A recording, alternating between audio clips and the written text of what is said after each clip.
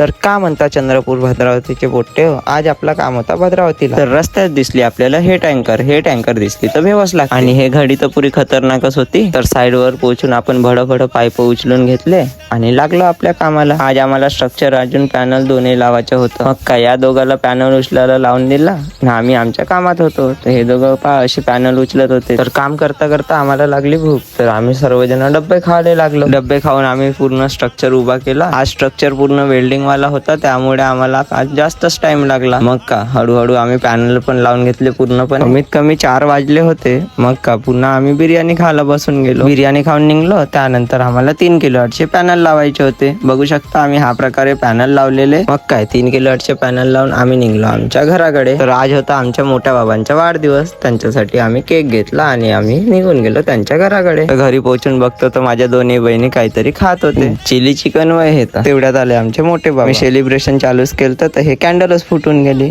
भसम कॅन्डल दिलता वाटते त्याने. केक कट करून मग आम्ही पण फोटोशूट करून घेतला. मग काय जेवण केलं आणि सर्वांना बाय करून निघून गेलो आपल्या घराकडे. तर मित्रांनो, मला कमेंट मध्ये नक्की सांगा की मी मराठीत ब्लॉग टाकू किंवा हिंदी मध्ये टाकू. तर आजसाठी एवढंच. भेटू आपण उद्या.